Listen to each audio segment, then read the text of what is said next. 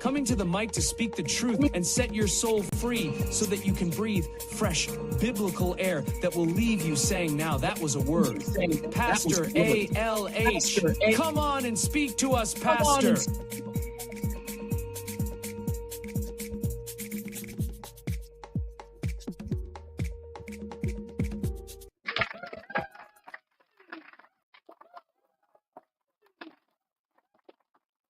Hello, hello, hello. Good evening, everyone. It is so good to see you all out there in social media land out here on YouTube. It has been an extremely, extremely busy day. I have celebrated my pastoral anniversary today, Pastoral Appreciation Day. Thank you again to and shout out to Minister Lydia Murphy out of Tennessee for coming on and blessing us on today with an amazing word and encouragement. I very, very, very, very much thank you for not only the encouraging words, but the laughter as well. She was trying to roast me too, y'all. But it was all in good love, good fun. A great word, for such a time as this. And praise God for her and everyone that joined in the scripture, Hebrews 12 and 14, as stated towards the end. And I'll tell you all here today that I have been saved, sanctified, and filled since April 25th of 1998. Yes, I have been doing this a long time. And in 2003, I started out on a journey writing a book called A Woman Named Josephine. You know, when God changes your name, and such a long one at that, and the trials and tribulations to go along with it, hence why we're talking about what we're talking about today. It's such an honor, and my greatest joy is to love and serve the people of God. So, with all of that, I incorporated and changed the ministry in 2013. So, since that took place in 2013, I decided that that would be the day that I would start counting from. Because when you are dealing with laws such as state laws, federal laws, nonprofit, tax exempt, and all of those type of statuses, it's important that all of the records, all of the records be intact. And therefore, that's where you get the 12 years from, because here we are now in 2025, and everything, EIN number and incorporation, was done in 2013. Although the ministry, the church itself, has been in existence longer than that, we count from 12. But I have been doing this even longer than that. And yes, yes, yes, as she quite jokingly reminded myself, as well as the attendance today. Yes, sometimes the good pastor says, I ain't gonna do it no more. I'm just gonna quit. I'm sick of church folks. I'm sick of this. I'm sick of that. But you know, that's a humanistic experience, expression, as well as flaw. We think it's about us, and we get tired and fed up, and we decide as if we really have a decision, right?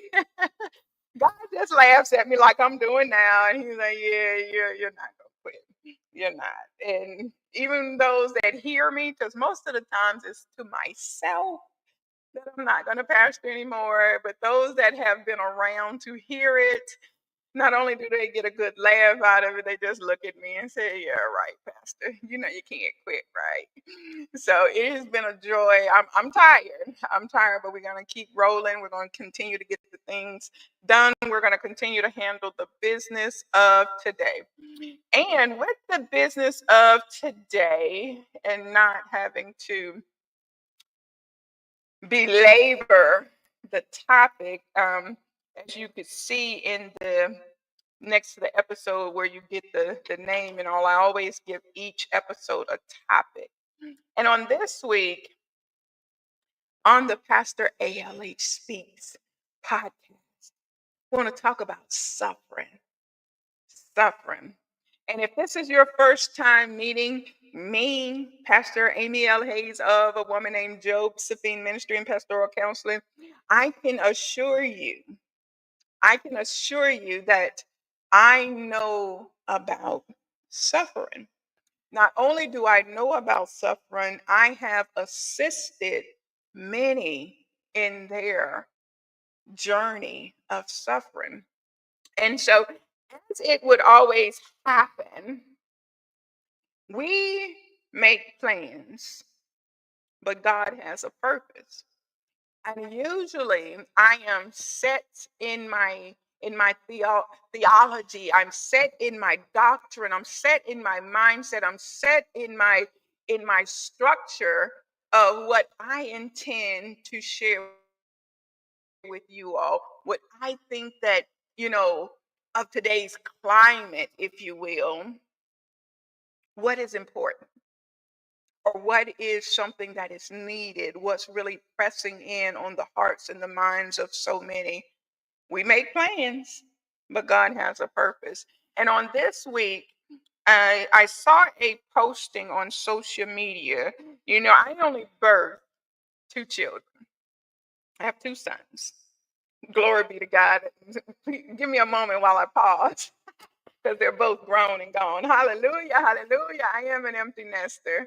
I raised both of my boys. I have two. One is 33, the other is 30. Yes, they are getting older. I just, how am I 30 and I have a 30-year-old? Isn't that wild? Somebody's math is simply not mathing, right? But in parenting, I birthed two, but I have so many babies, so many children, so many now young adults, so many young grown folks that I do still call my babies. And on this week, one of my babies had on their social media post regarding suffering. And immediately it pulled at my spirit, and immediately, without hesitation, I could hear the spiritual realm said, this is what I need you to address. And I was like, okay. Because there are a lot of people hurting. There are a lot of people hurting, and a lot of people are getting frustrated with life. And there are a lot of people that needs to be reminded that tomorrow needs them. Tomorrow needs them. And if you are one of those people, I want you to hear me right now and understand that I'm looking directly through this monitor, through this webcam out there into social media land, and I'm looking directly into your soul. And I need you to hear me when I say, tomorrow needs you.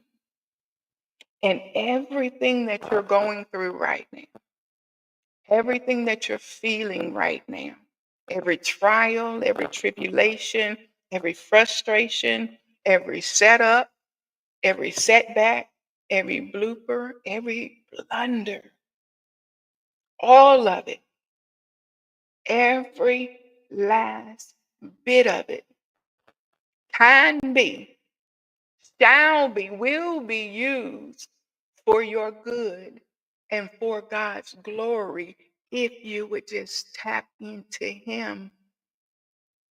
There are many times when we feel like we're so alienated.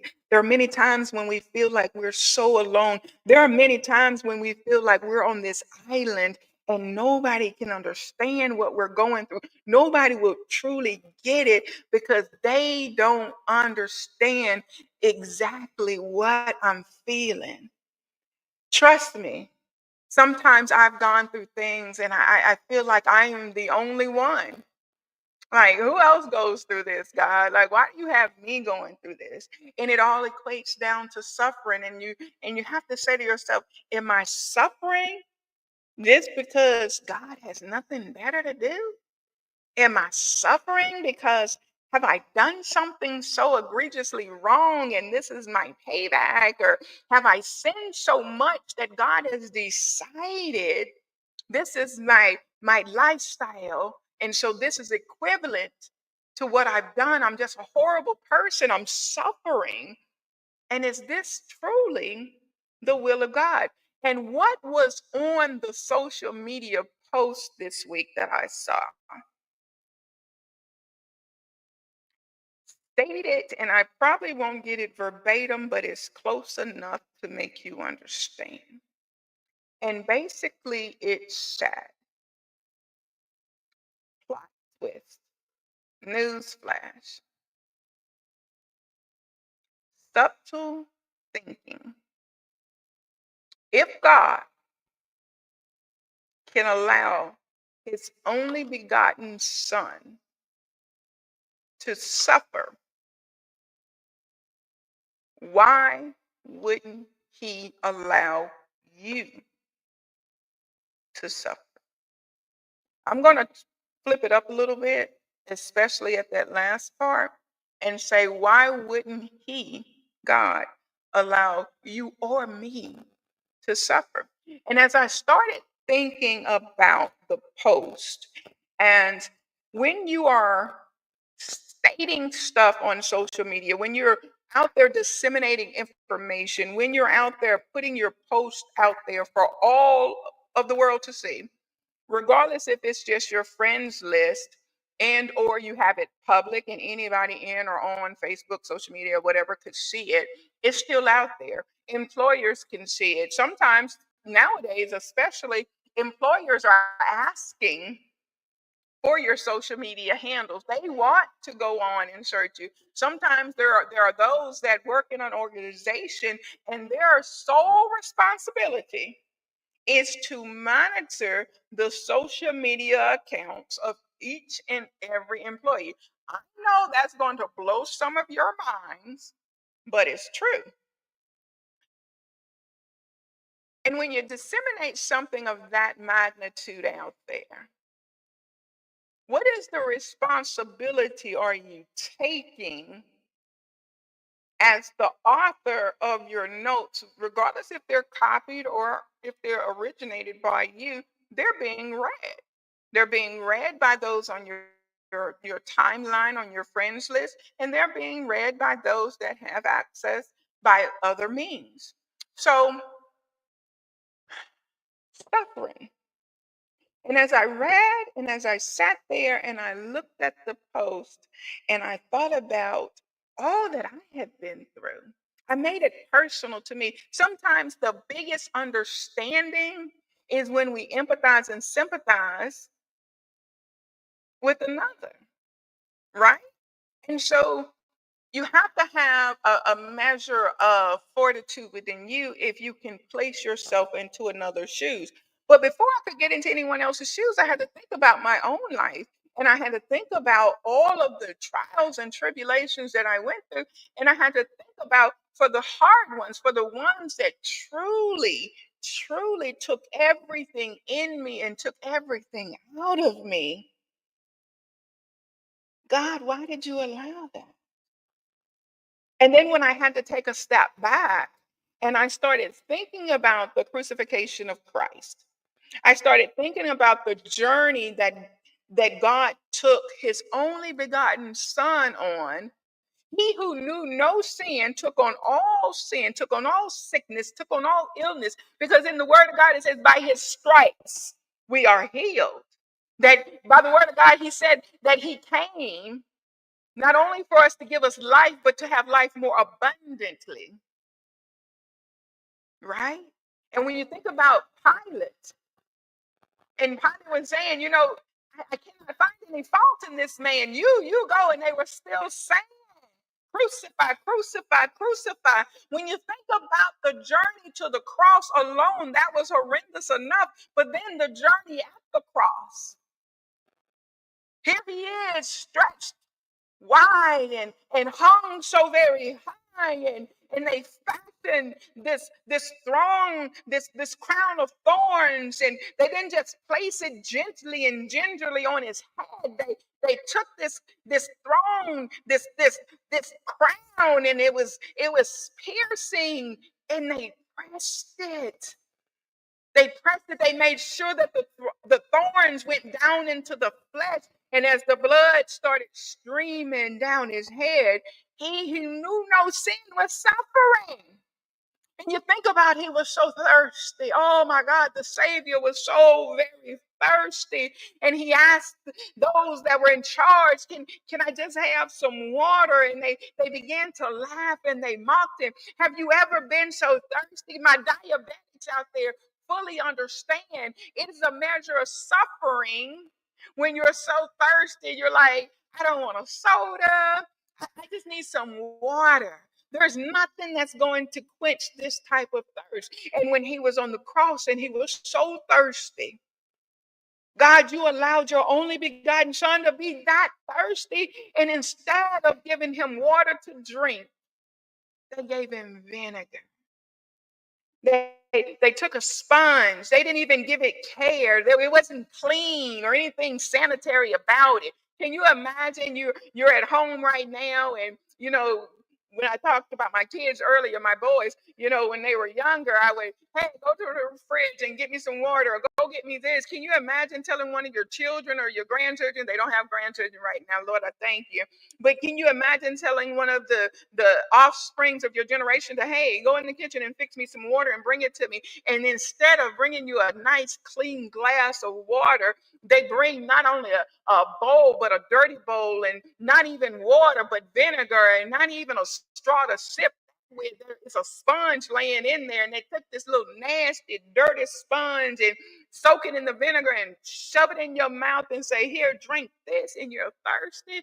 My God, suffering. If we're talking about suffering, and as you think back over your life, it's like I said it in the beginning, when I began to really assess the topic of suffering, and I started thinking about all that I had been through. And then I started comparing it to everything that Jesus Christ did on the journey to even get to the cross.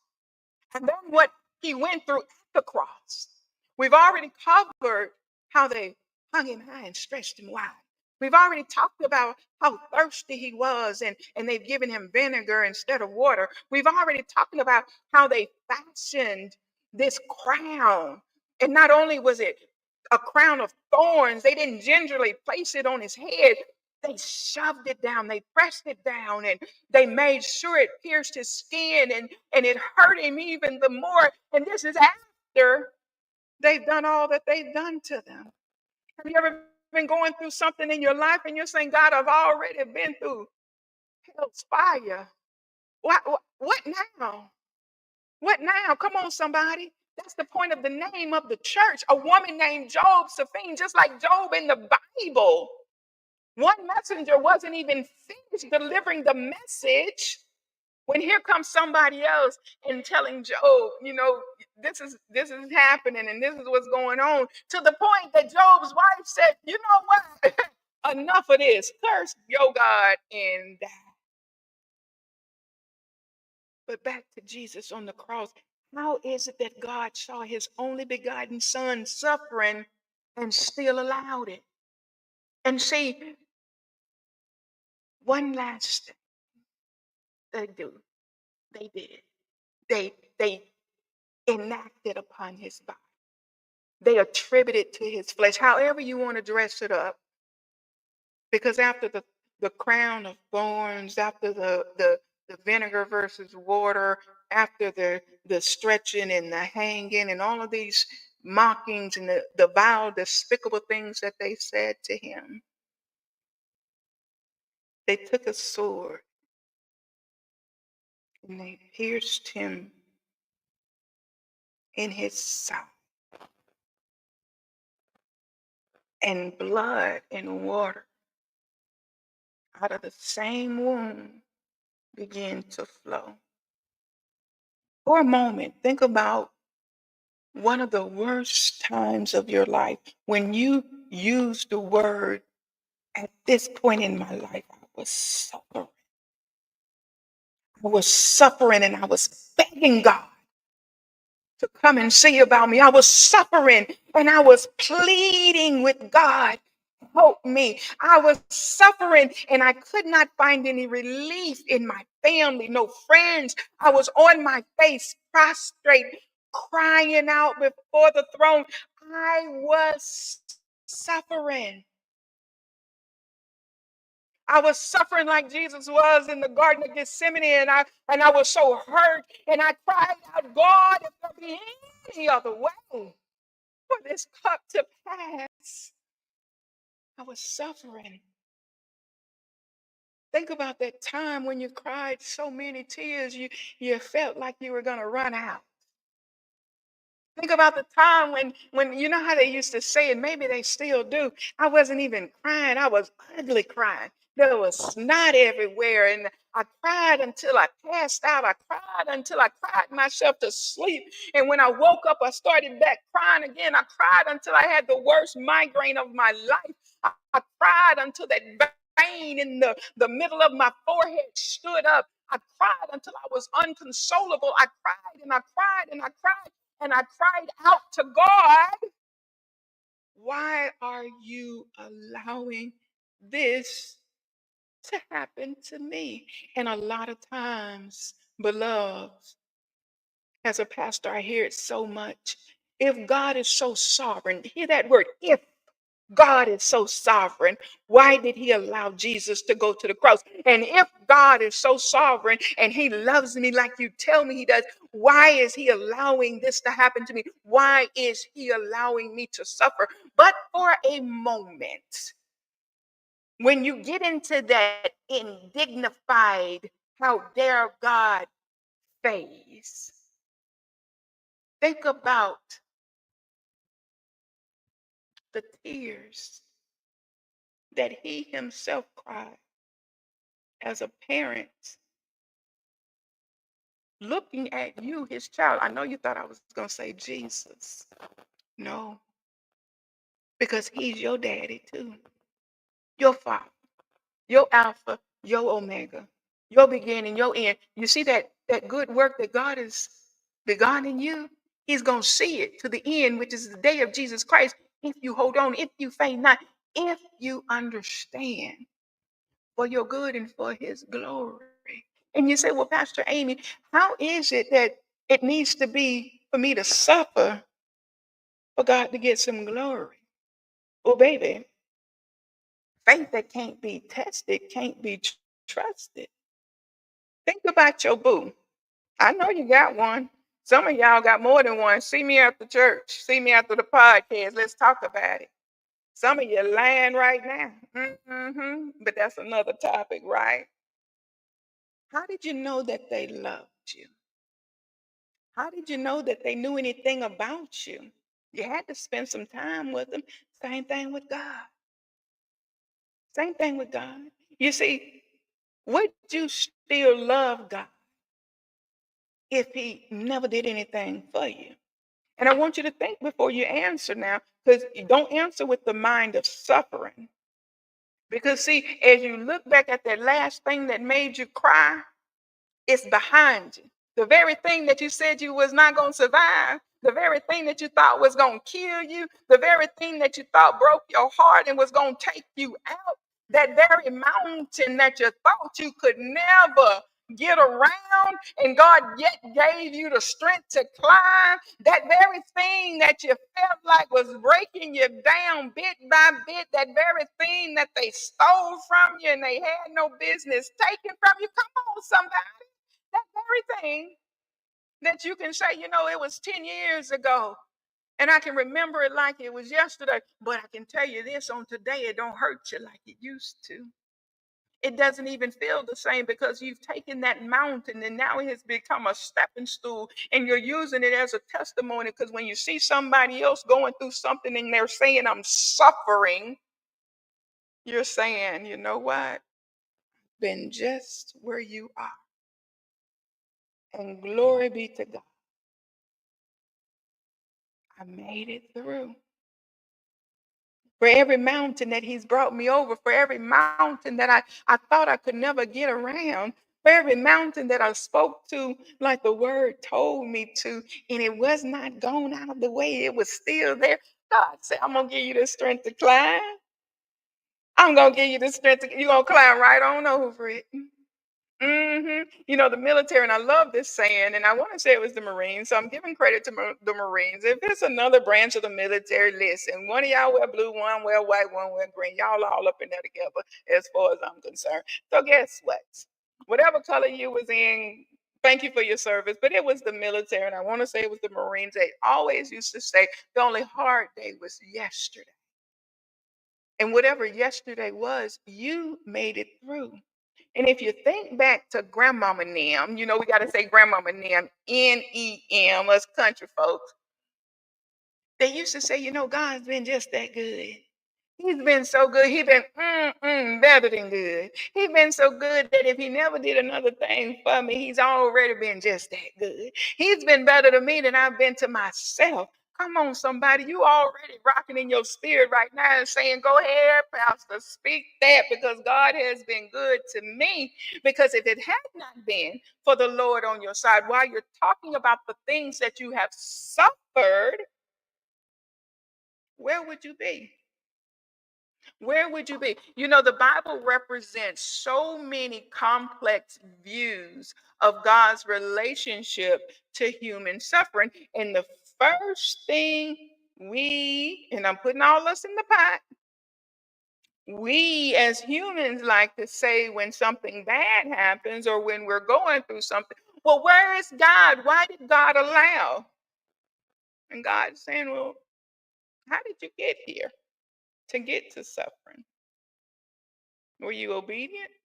Obedience is better than sacrificing. And you've been in any church service or prayer call or anything with me, you know how the good pastor rocks that one. Obedience is so far better than sacrifice. But so many times we're disobeying. Mm, mm. It could have been, would have been, should have been a lot worse. It could have been, would have been, should have been you or I. What was the song that the Winans used to sing about being outdoors? With no clue, no clothes, no shoes, nowhere to go. You know, it's so easy to pass by. And what happened to them that they are where they are? We are one anything away from being anything. Or what about Vicky when she sang, oh, come on, Vicky Winans, y'all know the song. Must Jesus Christ suffer the cross while the whole world goes free? We've all got a cross to bear. Suffering is what we're talking about. And while God is presented as all powerful and all knowing, capable of intervening, he is still the first one we as human in our humanistic experience, in our limited human mind, blames and or cries out for. Even the atheists, let them stump that baby toe at 2:30 a.m. on the corner of that wooden bed or that iron footboard or what have you. Jesus, God have mercy. That's the first one they call him. Mm-hmm. Mm-hmm. Even the non-believers, yep. Mm-hmm. The first one they call on is God. But then you think about suffering and you're saying to God, why are you allowing us to go through this? And God is saying to each and every one of you, first of all, never forget that I'll never leave you nor forsake you. Never have I seen the righteous forsaken or a seed begging bread. Never. And I've been doing this a long, long time. A long time. Excuse me, like I told you in the beginning of this podcast, today was my pastoral anniversary, my pastoral appreciation. It's been a long, long, long time. I got some years, decades under my belt.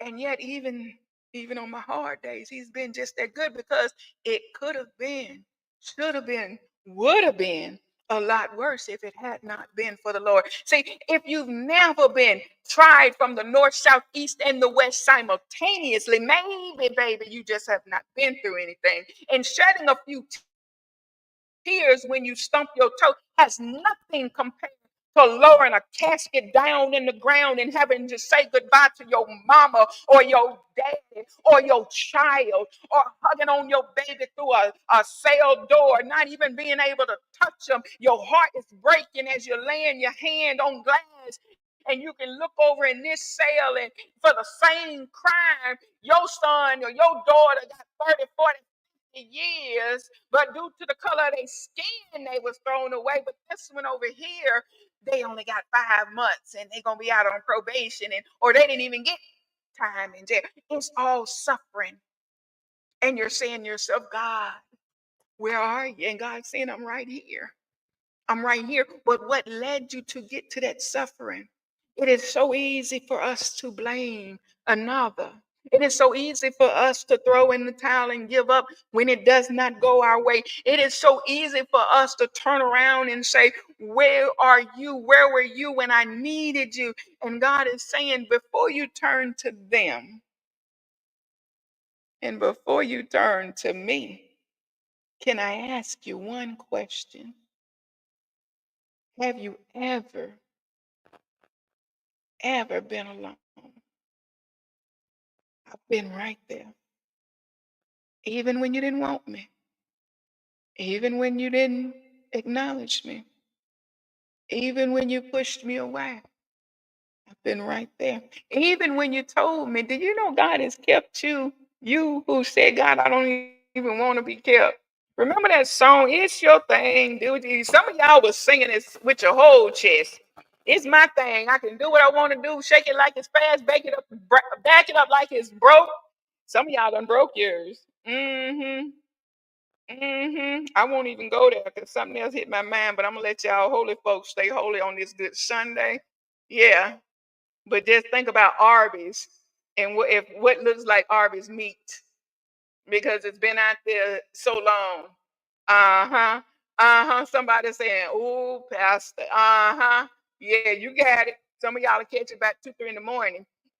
But there's consequences when you do something contrary to the will and the way of God. And with suffering, understanding that there is not one tear. There is not one tear. And if you think I am lying, and as my mama used to say when she was playing, I ain't no lying woman. I don't care who you play cards with. Anybody call up Linda, she gonna say that. Now I ain't no lying woman. I love my mama. I miss her dearly. I miss her dearly. Mm, that's a part of suffering too, the memories sometimes.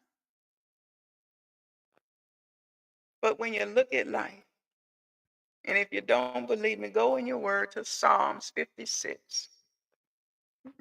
I want to say it's down there about the sixth, seventh, maybe the eighth verse. But it's talking about your tears, that country trying to beat me down today. I'm tired and you just want to, hey. But it's talking, see how I dressed that up. It is talking about your tears. hmm Suffering. See, when we suffer, we cry, right? That's one of the emotions that we exhibit. We start crying.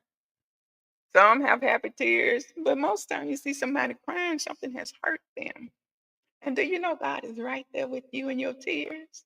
Not only is He right there in your tears, but guess what? If you go on in there, and if you think I'm not telling you the truth about the thing, go on and get in your Word of God and get into Psalms, and you're going to see that God is literally not only tracking all of your tears, He bottles them up, baby. He's bottling up your tears and He's returning beauty for your ashes. Every last tear. He's right there with you. He's right there with you, even when you've pushed Him away. Even when you think, I'm in this all by myself and nobody understands. Even when you're at the end and you want to just say, God, do you even see me? If you don't think He sees you, if you don't think He knows, get in your word. You ain't got to take my word for it. You ain't got to say, well, Pastor, you don't know what you're talking about. You just been doing this for really over 30 years if you really want to know the truth about it. hmm I know. Don't anybody type in a comment asking me how old I am. You will get power slapped into the next dimension. No, I'm just playing. I'm old and I don't mind saying it. But if you don't think He acknowledges you, go into Exodus.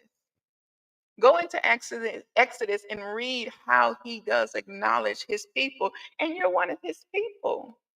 Suffering, suffering. You look at the cross, and as I use Vicky Winans as an example, in Lamentations down in three, oh God, I want to say 330, maybe 31.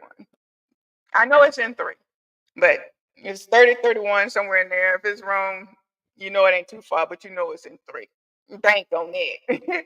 I'm tired today, but you can bank on that. Lamentations 3. But when you get down in there, while God allows grief to take place, as I stated earlier, because faith that can't be tested can't be trusted, while He allows it, He also shows compassion. And when you're in Lamentations, He's showing you, Lamentations 3, He's showing you the compassion that He has for you. And suffering is not something that is so designed to annihilate you, so designed to punish you, so designed to discipline you, or to remind you that you're so bad or you're so wrong. When you think of suffering, we as humans automatically put a negative connotation on it. But what if the suffering was the suffering for Christ? What if you love me so much and I asked you, you know, you already work the day shift and you have trouble sleeping, and it would mean you suffering. But I need you to take the night shift for me and let me go on day shift because I got some other things going on and it would really help me. But you love me so much, you're willing to take that suffering and switch places. Or say your children or your spouse. There's some things you just don't like to do. There's some things that are contrary to what you enjoy, but you suffer along with it because you love this person. You see, suffering is always given a bad light, and people automatically go to the negative. But when we talked about Jesus Christ and how is it that God is allowing his son to suffer and to watch him suffer, but what he's doing is not suffering. Oh, you don't believe the good pastor? Oh, you doubt me that what he was doing on the cross was not suffering? What if I told you that was a part of salvation? And salvation could not have been done if it was not for that portion. Would you change your mind then? See, you didn't have to get on the cross. You didn't have to get nailed up there. But I do believe it's Bonita Adams, I want to say, that sings, should have been you, should have been me. Mm. Hmm. Would you have died to redeem all of humanity back unto you? Would you have shown that kind of love? How many times as a parent have you said, I'll die for my children? How many times as a spouse have you said, I'll take a bullet for mine? How many? You got the first child. Say you got 4, 5, 6. The first one you said you'd die for, now you got 6. Would you die for each and every one of them? Sometimes that middle one you'd be like, oh, you suspect. I'm just playing with you. But you see what I'm saying? It depends on the level of what's taking place and the level of what Jesus Christ went through was needed for you and I, for salvation's sake. For salvation's sake. We as parents, you might can't stand the job that you're on, but you don't just jump up and quit. You suffer right along through it because you love your family and you need this income to take care of your family. Suffering is suffering, right? What about the one that loved their family so much that when they got in a car accident, they suffered the death of that loved one? And yet they love man so much that they decided my loved one is going to be an organ donor. Even in their suffering, they're finding a way to love. Even in their suffering, they're trying to grant life. There are people waiting on the organ donor list. Do you think they're suffering while they're waiting? Oh, they're in pain. Dialysis is nothing easy to deal with. Some die while they're waiting. But see, it's the way we use the words that we use that we need to change. It is the way that we point at those that we want to blame that we need to change. It's the way that we think in our mindset of how we think about the things that we're going through, and so quick to say, well, God, why did you allow this? Why me? Why now? Instead of saying, Lord, thank you for never leaving me nor forsaking me. Thank you that this journey that I'm on, it was already written.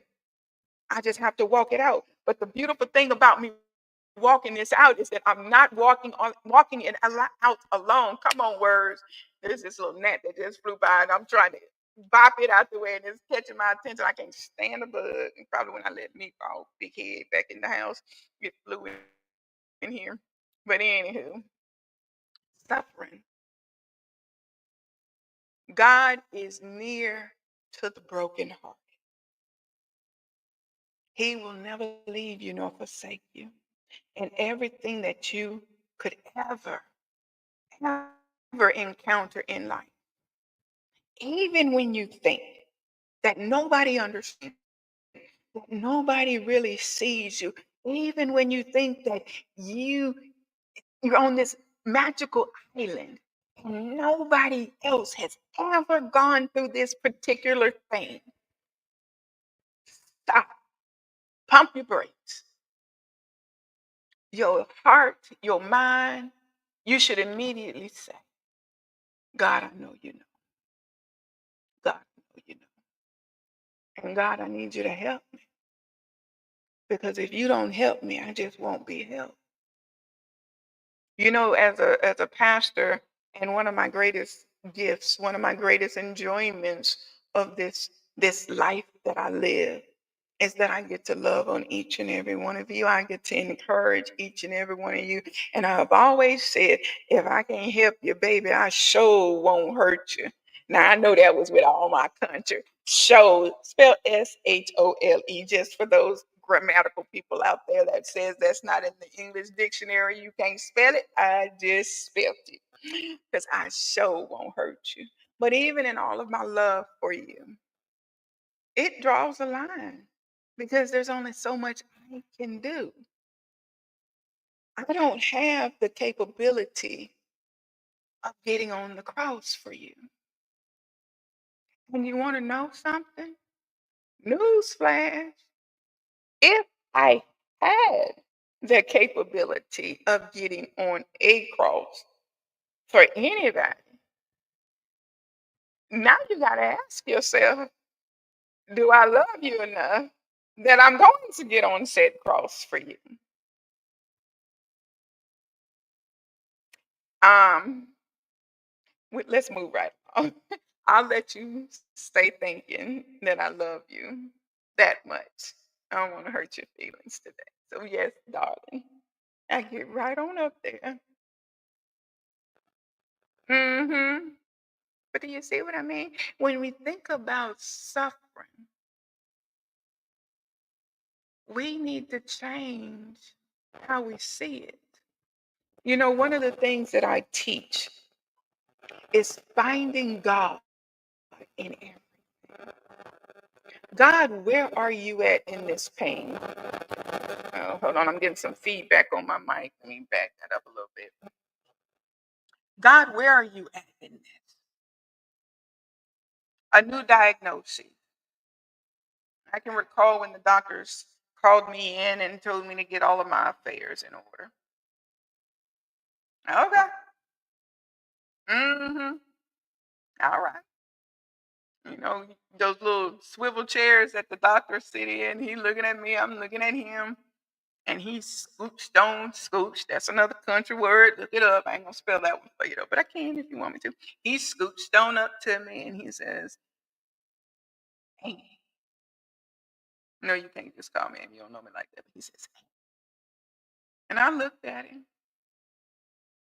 He put my hands in his.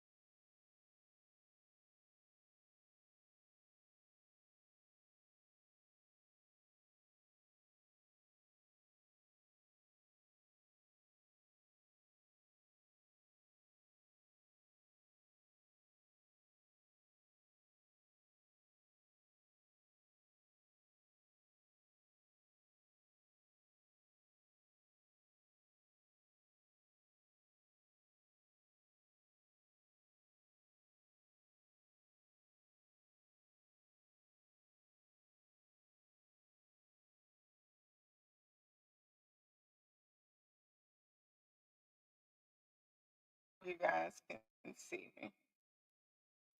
Okay, there it goes. I think we're back. So I told him, I said, "No, I'm fine. I hear you, and I need you to understand and hear me because you're getting ready to see what 10% in your hands look like versus what 10% in God's hands look like." See, I could have immediately went to the mindset of,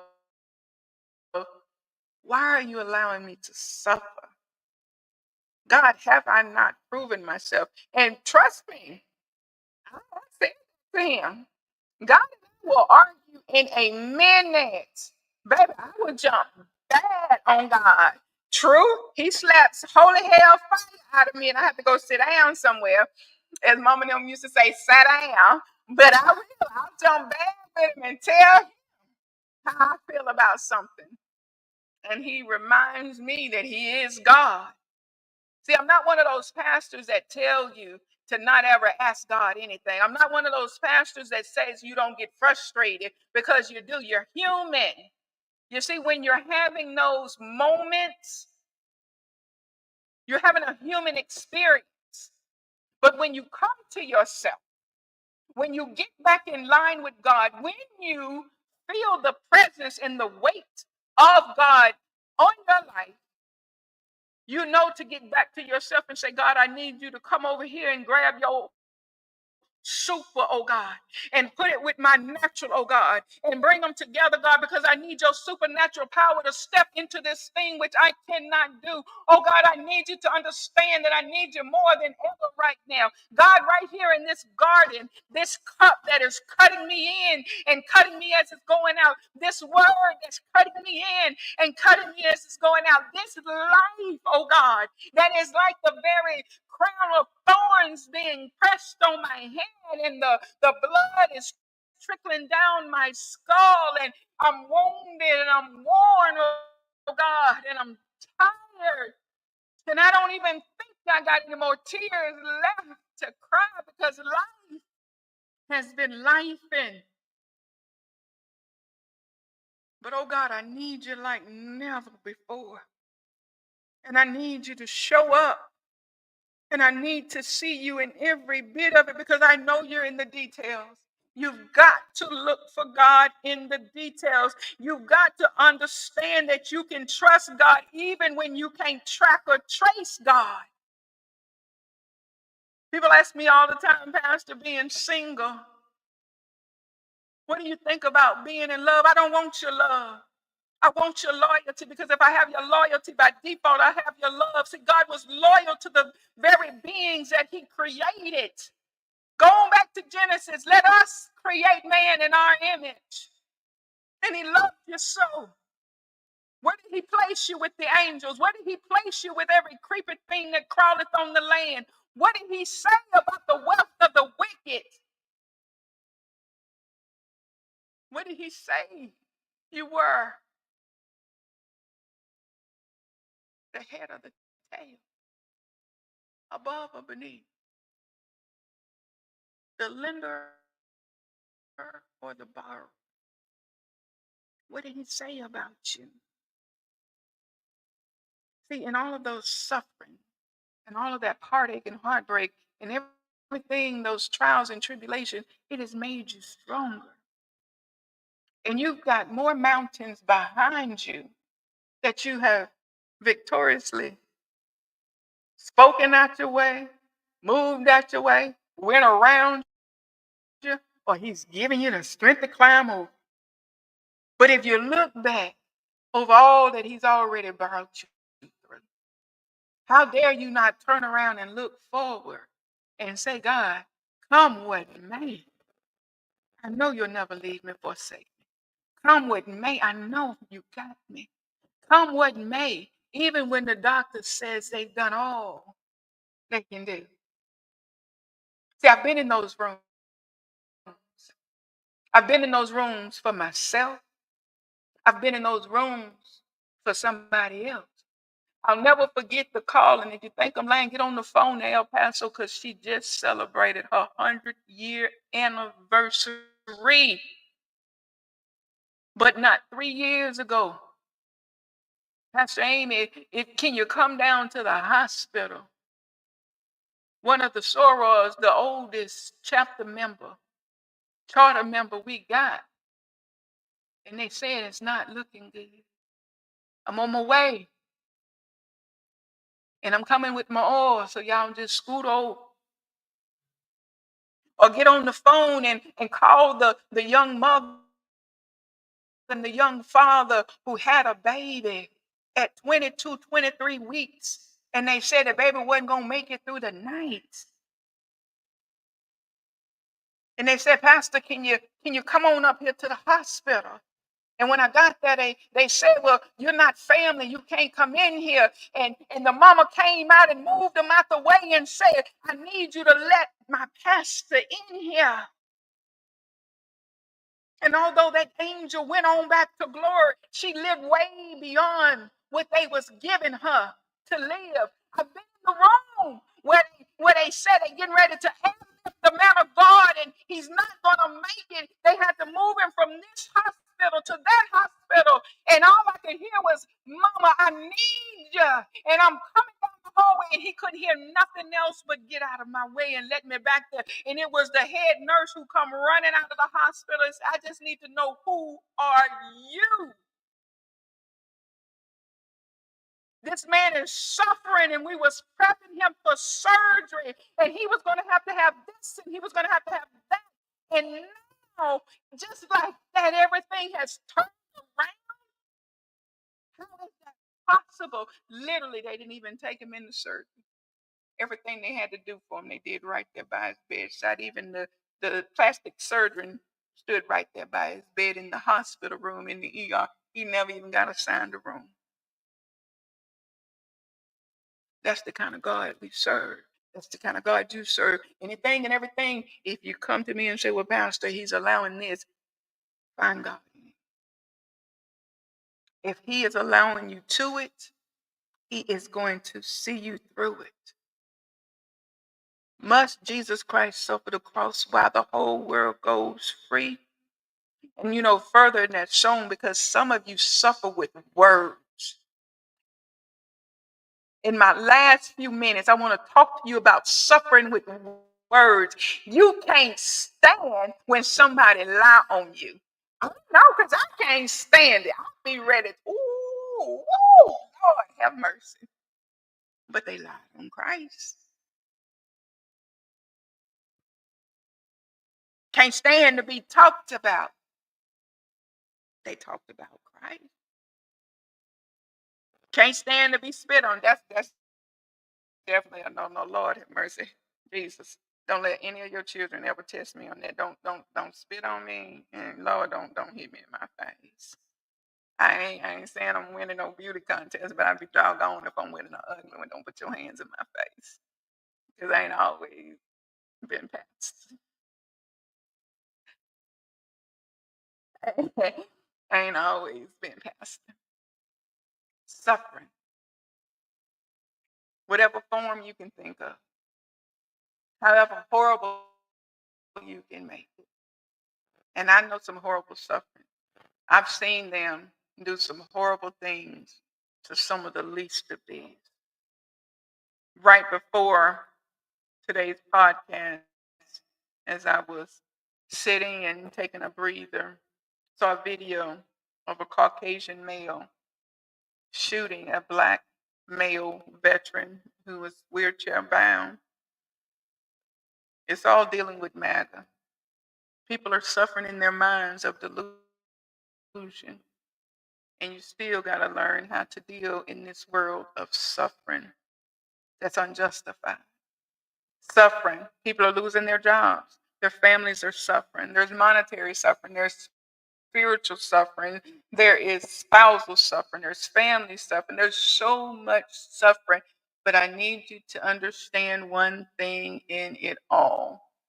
Out of all of the creations, out of all of the groanings and the moanings, God has not forsaken you.